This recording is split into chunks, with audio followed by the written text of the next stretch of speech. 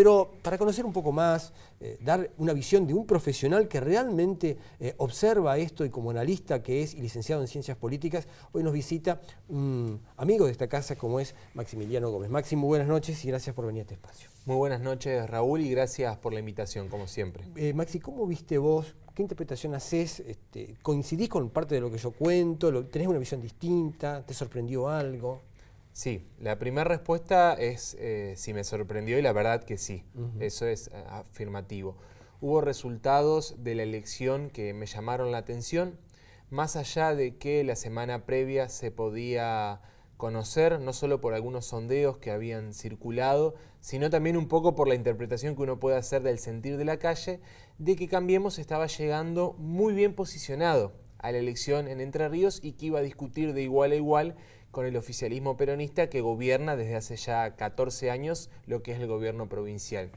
Lo cierto es que el desempeño en general de Cambiemos en las diferentes provincias fue una sorpresa, lo de Entre Ríos cuenta como una de las sorpresas, pero también viene en una línea de disputa hacia el interior de algunos distritos que se ganaron y que no estaban, digamos, dentro de las perspectivas previas o que quizás no se esperaba del todo.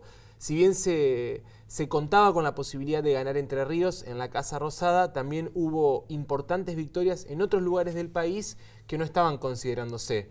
Un ejemplo claro es el de la provincia de San Luis, donde perdieron los Rodríguez Sá por primera vez en mucho tiempo. Córdoba, otro. También Córdoba lo llamativo no fue tanto la victoria que se preveía, sino la diferencia de votos. 20 puntos le sacó la lista de Cambiemos a la lista del peronismo. Ni hablar lo que pasó en San Luis, que le sacó 25. Y después también los casos de Neuquén y de La Pampa, donde los gobiernos provinciales estaban muy bien posicionados, perdieron un poco como sorpresa, digamos, de lo que fue el domingo, siempre teniendo en cuenta una cuestión y haciendo una salvedad. Esta elección fue una primaria, es decir, que no definió la distribución de las bancas en el Congreso de la Nación, sino que simplemente definió la composición de las listas de candidatos que van a participar de las elecciones generales de octubre. ¿Qué significa eso? Que acá no hubo más diputados ni más senadores para uno u otro partido, sino que simplemente hubo una definición de las candidaturas. Ganaron o perdieron aquellos que tuvieron internas hacia el interior de sus alianzas o de sus partidos, como fue el caso de la provincia de Entre Ríos, donde tanto el PJ como Cambiemos definieron en las PASO sus candidatos para octubre. El peronismo tuvo 10 alternativas, algunos sectores hablaban de que la lista que encabezaba Augusto Alacino podía llegar a ser una sombra. Sin embargo, sorprendió a muchos la figura de Barreto, este joven que ya es legislador nacional, que obtuvo casi 50.000 votos. Esto de alguna manera, es más, esto le da derecho a Barreto pelear o reclamar al justicialismo el cuarto lugar. De hecho, él está reclamando por estas horas al gobernador y al Tribunal Electoral del partido que le otorguen el cuarto lugar de la lista para las elecciones generales de octubre. Esto, digamos, lo deja fuera de la posibilidad de entrar al Congreso de la Nación, ya que en total se están disputando, renovando 5 bancas por la provincia de Entre Ríos y los guarismos que dejaron las PASO del domingo hacen previsible que la distribución sea 3 y 2. 3 para quien gane y 2 para quien quede en segundo lugar, si se repiten a grandes rasgos los números que el PJ y Cambiemos obtuvieron el domingo. Pero sí es una señal en lo que tiene que ver con integrar un sector muy importante del peronismo, que es el kirchnerismo, que a pesar de los pronósticos y a pesar de muchos análisis que se han hecho en las semanas previas, pudo demostrar una capacidad de resiliencia electoral, de resistencia electoral muy interesante.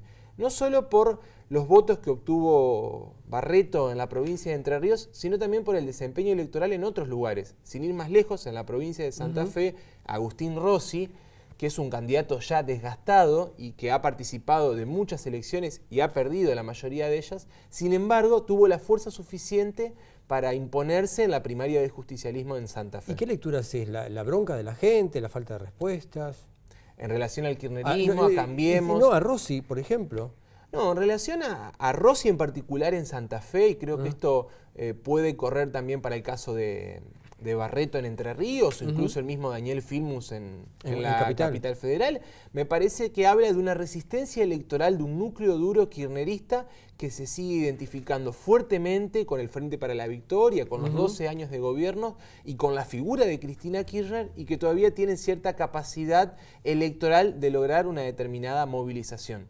Seguramente no van a poder ganar la elección, ni Filmus en Capital, ni tampoco Rossi en Santa Fe. De hecho, el justicialismo gana porque suma los votos de las 3 listas que participaron en Santa Fe. Pero Rossi quedó bastante lejos del candidato más votado, que fue el de Cambiemos. Pero están expresando, digamos, a una minoría intensa de la sociedad que todavía está reclamando, digamos, determinadas cuestiones y que se para con una oposición muy fuerte al gobierno. Vamos a pedirle a Jorge Cornet, que es nuestro señor director en este programa. Vamos a ir viendo algunas placas informativas que tienen como objeto, para aquellos que están viendo y analizando lo que estamos charlando con Maxi Gómez. Fíjate, Maxi, que la provincia, de los 17 departamentos, 10 ganó Cambiemos, y en muchos sorprendió. Teniendo en cuenta que Cambiemos ganó en Gualeguaychú, Colón, Diamante, Federación, Gualeguay, Nogoyá, Paraná, Tala, Concepción de Guay y Victoria. Y 7 que fueron de Somos Entre Ríos, que era Concordia, La Paz, Villaguay, Feliciano Federal, Isla de Levicuí y San Salvador. Realmente ni la misma gente de Cambiemos pensaba que ganaban tanto. Sin duda esto fue algo que se conversó mucho en los pasillos políticos del domingo a la noche, no solo por la elección en Paraná, tanto en la capital como en el departamento Paraná, donde realmente la diferencia de Cambiemos sobre el justicialismo fue avasallante. Bueno, fíjate, tuvo más del 50% de los votos.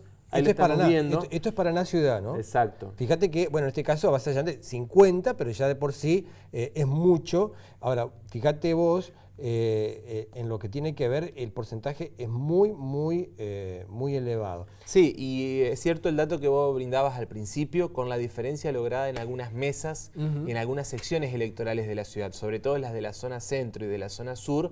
Realmente la diferencia era muy importante. Cambiemos tenía un promedio de entre 120 y 150 votos por mesa, y el justicialismo estaba entre 40 y 60. O sea, es una diferencia de 3 veces, digamos, lo que había, digamos, en el promedio general. Es decir, que representa un caso testigo para empezar a interpretar lo que pasaba en la ciudad y en la provincia, ¿no? Sí, recién cuando vos nombraste la escuela de Evaristo Carrillo, yo buscaba en el celular el acta de una mesa del Colegio Nacional. Ajá. También. Muy parecida.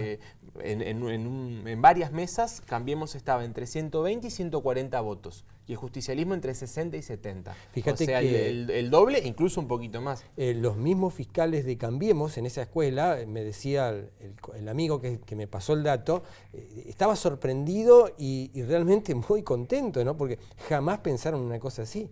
Sabían que le iba bien, pero no tan bien. Sí, la diferencia en algunos lugares puntuales como Crespo y Asencamp fue realmente muy importante en la sumatoria de la totalidad de los votos de Cambiemos. Pero también un dato que hay que destacar es la buena elección que hizo Cambiemos en Concordia, donde la diferencia con el justicialismo se acortó sustancialmente a otras elecciones anteriores. Hubo algo de 12.000 votos de diferencia, con una muy buena elección de la lista de Atilio Benedetti, que le termina ganando en el mano a mano la cantidad de votos a la lista de Juan José Bailo, que la tenía como segunda a Mayda Cresto, una dirigente, digamos... De peso, de apellido. De peso en Concordia, un apellido de peso. Realmente, digamos, datos que sorprendieron en ese sentido, y en relación a lo que vos decías recién de los departamentos, hubo 2 departamentos que a mí me llamaron mucho la atención. Gualeguaychú, donde Cambiemos gana con claridad, y también Benedetti se destaca porque duplica en votos a Juan José Bailo, que viene de ser 2 veces intendente de la ciudad de Gualeguaychú. Y después Uruguay y Colón, 2 departamentos que generalmente acompañan al justicialismo, que esta vez también cambiaron su orientación con una diferencia importante. Y no estamos hablando además de departamentos menores, sino de los más densamente poblados, como es el caso también, por ejemplo, bueno, lo dábamos recién, el de Gualeguay, de Gualeguaychú. Ahí tenemos una placa que son números fríos, pero que sirven para interpretar y conocer un poco lo que pasó este fin de semana en Entre Ríos. Si tomamos como los cabezas de referencia de las distintas listas y los candidatos más votados en todo Entre Ríos, Obviamente, Cambiemos gana, pero ¿por qué? Porque a Atilio Benedetti lo apoyaron 292.000 personas. Estamos hablando de casi 300.000 votos. Es un número sumamente elevado. Y fíjate, Maxi, que Benedetti a Bailo solo en este cargo le saca 100.000 votos de diferencia. Exactamente, en el mano a mano le saca 100.000 votos de diferencia, apoyado principalmente en lo que decíamos recién, la excelente elección de Benedetti en Concordia, absolutamente inesperada para todos. Y en Gualeguaychú también. Incluso para quienes seguimos, día. Los números y el día a día. Lo de Gualeguaychú, que es un dato para destacar, y también la elección en la ciudad de Paraná. Y en ese sentido se expresaba el intendente Sergio Barisco, donde realmente se mostraba sorprendido por la contundencia de los números, porque él manifestaba que en cierta forma también era un apoyo de la ciudadanía a la gestión de la capital provincial. Y que eso había permitido, digamos, el desempeño electoral de Cambiemos. Así que bueno, algunas cuestiones que quizás no estaban tan presentes los días previos a la elección, lo que realmente demuestra que muchas veces el pueblo, a la hora de ir a las urnas, puede sorprender, y eso quizás nos suscita también una reflexión más del tipo ético o filosófico, que tiene que ver con determinadas conductas que el ciudadano manifiesta a través de su voto, donde algunas prácticas que en otros momentos de la historia argentina prevalecían, vinculadas con el clientelismo o con el control del voto a través de los punteros, quizás ha llegado el momento de que estas prácticas comienzan a ocupar un lugar menos determinante para una elección. Vamos a ver qué pasa ahora en octubre, ¿no? Si el escenario se modifica o permanece a grandes rasgos igual. Vamos a pedirle de vuelta a Jorge que vamos a ver la última placa que tiene que ver con los votos que han recibido cada uno de ellos. Fíjate que el tercer puesto, Jorge Barreto, 49.000, casi 50.000 votos, que es lo que le permite reclamarle al Partido Justicialista un cuarto puesto. Pero si vos ves, Gracia Jarolaski, la hija de César Jarolaski, una mujer que había desaparecido de la política y que vuelve al ruedo con esta interna en no más de 35 o 40 días. Sí, porque fue una lista que se armó las 48 horas previas al cierre del turno electoral. Casi 45.000 votos en 40 días, recorriendo no toda la provincia, porque lo ha reconocido periodísticamente. Hubo lugares en que no llegó. Evidentemente el apellido sirvió de estandarte o de elección, pero no deja de sorprender. Seguramente es un muy buen dato electoral y como punto de partida para una dirigente, digamos, cuyo apellido le implica toda una carga no solo histórica, sino también emocional para el militante radical promedio. Vamos a ver qué hace Jarolaski con toda esa cantidad, con todo ese caudal de votos que logró, y si eventualmente esto es un punto de partida de cara a la renovación de la conducción partidaria de la Unión Cívica Radical el año que viene. Maxi, fíjate la tabla, porque en quinto lugar aparece Nadia Burgos, que nos va a estar visitando en el tercer bloque, una figura, una chica joven, 29 años, empleada pública de la izquierda, pero que es la cara nueva de todo esto y que incluso no se ha cansado de visitar los distintos medios estos últimos 2 días. Sin duda es una de las revelaciones más importantes que deja la elección del pasado domingo.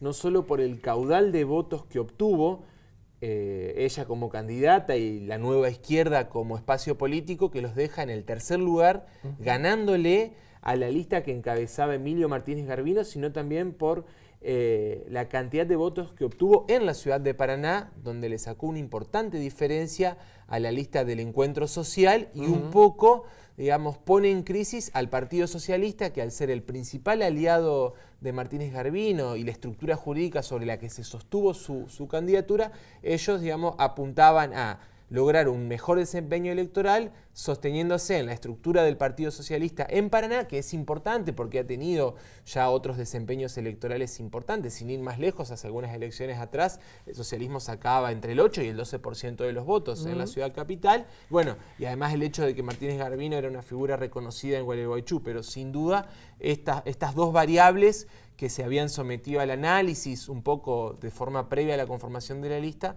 se echaron por tierra el domingo con la sorpresa y la irrupción de la izquierda. Maxi, estos guarismos, estos resultados que se conocieron el 13 de agosto, ¿se pueden repetir en octubre o hay algún margen que se pueda desplazar? El 80% de las probabilidades, desde el punto de vista del análisis histórico electoral, demuestra que los ciudadanos son poco reticentes a modificar su voto entre una primaria y una general. Tienen que darse condiciones muy particulares, como fue la disputa en la provincia de Buenos Aires por la gobernación, donde, digamos, todos aquellos que no habían votado a Aníbal Fernández en la interna del PJ, porque justamente no querían que ganaran, después se volcaron a apoyar a María Eugenia Vidal, y eso fue lo que la convirtió en gobernadora, pero se tienen que dar ese tipo de circunstancias que no es este el caso. Por lo cual, si bien el justicialismo, por el hecho de ser gobierno de la provincia, está en condiciones de disputar competitivamente la elección, y esto lo ha dicho el gobernador públicamente, al reconocer que el resultado del domingo es un punto de partida y no un punto de llegada, lo cierto es que es poco probable, habida cuenta de cómo se dio la elección, de que se pueda modificar el resultado en general. Y lo mismo va para otras provincias en donde también se dieron resultados, si se quieren, sorpresivos, que citábamos recién, ¿no? San Luis, Neuquén. Vos hablabas esto de la interpretación de los votos, de lo que pasa en Entre Ríos, y en lo de la provincia de Buenos Aires. ¿Qué reflexión te merece lo hizo Esteban Bullrich de estar ahí? Hoy se habla de virtual empate técnico, habrá que esperar 7 días, 10 días hasta los resultados finales, pero yo creo que fue muy importante lo que hizo este hombre. O también hubo mucho rechazo hacia la figura de Cristina. Sin duda, la figura de Cristina a nivel país tiene un 70% de rechazo. Y ese rechazo también se repite en la provincia de Buenos Aires. De hecho, si revisamos el comportamiento electoral de las principales ciudades, exceptuando el conurbano bonaerense, que es un mundo aparte. Es un mundo aparte porque estamos hablando de la zona del país con mayor cantidad de pobres por habitante y que hace 30 años que se encuentran en una situación de extrema vulnerabilidad social. Pero si nos vamos del conurbano y analizamos el resto de la provincia de Buenos Aires, vemos que Cambiemos y la candidatura de Bullrich se impuso con absoluta claridad. Las diferencias logradas en La Plata, Bahía Blanca y Mar del Plata le sirvieron a Cambiemos poder disputar la elección y haber logrado este empate técnico. Y acá hay que decir dos cosas un poco para que la gente pueda entender. En primer lugar, la elección de senadores nacionales se puede ganar por un voto. Es decir, que si en octubre la diferencia es de 10, de 50, de 1000 o de 10.000, la elección se define en relación a que el primero se queda con 2 bancas y el segundo se queda con 1. Un voto no pasa nada, gana el otro. Esa es la diferencia. Sí. Por lo cual ahí apunta el gobierno. Va a buscar, por supuesto, llegar con mayor margen de tranquilidad y no tener que sufrir o padecer como le ha pasado desde el domingo hasta estos días. Pero esto hay que decirlo claro porque es un dato. De hecho, sin ir más lejos, la elección del año 2007 en la provincia de Entre Ríos tuvo una riña importante para el senador de la minoría, entre la UCR y la coalición cívica. Y la cuestión se terminó definiendo en el escrutinio definitivo y la diferencia final fue de 700 votos en favor de la Unión Cívica Radical. Esto significa, Maxi, que Cristina Fernández de Kirchner, sea ganadora o sea perdedora, ya es prácticamente senadora nacional. Exactamente, porque sea primera o sea segunda, se va a convertir en senadora nacional. Ahora, desde el punto de vista del análisis, no creo que eso necesariamente indique que ella esté en condiciones de competir por la presidencia de la Nación en el 2019. Por supuesto que va a poder hacerlo, ¿no? Como cualquier ciudadano se puede presentar para disputar el cargo. Sí, eso para tratar de escabullirse de la justicia, pero desde el punto de vista de la competitividad electoral, el rechazo que tiene Cristina a nivel país es tan importante que de disputar la presidencia terminaría cayendo en el mismo lugar donde en el 2003 cayó Carlos Menem, con un núcleo duro de votantes importante, pero que a la hora de una segunda vuelta termina cayendo por su propio peso. Por eso realmente creo que el liderazgo de Cristina va a seguir representando algo muy importante para un núcleo duro minoritario de la población en Argentina, pero difícilmente pueda volver a ser una figura competitiva. A ver, Lo que pasó el domingo lo muestra claramente. Obtuvo menos votos de lo que había sacado Aníbal Fernández hace 2 años atrás para gobernador, que ya era la peor elección del peronismo en la provincia de Buenos Aires. O sea que Cristina, después de haber obtenido mayorías infernales, hizo la peor elección del peronismo de los últimos 35 años en la provincia de Buenos Aires. Y además sería, bueno, hasta ahora no había perdido ninguna elección. Ella no había perdido nunca ninguna elección, ni legislativa ni ejecutiva. Así que bueno, vos lo mencionabas recién a Esteban Bullrich. Seguramente como candidato va a tener su reconocimiento, pero sin duda la figura que se va a proyectar en relación a este nuevo escenario es la de María Eugenia Vidal como gobernadora y como líder política. Ella se metió de cuerpo entero, por decirlo de alguna forma sencilla, en la campaña y logró impulsar a sus candidatos que hasta 2 semanas antes de las elecciones tenían todavía un 40% de desconocimiento en la provincia de Buenos Aires. Maxi, gracias por venir. Gracias a vos. Maximiliano Gómez, analista político, un hombre que conoce y tiene una visión muy objetiva de lo que ha pasado en Entre Ríos y también de lo que va a suceder en el mes de octubre, o que vamos a convocarlo también nuevamente en las próximas ediciones para ir viendo cómo se espera la fecha de octubre. Breve pausa, ya volvemos.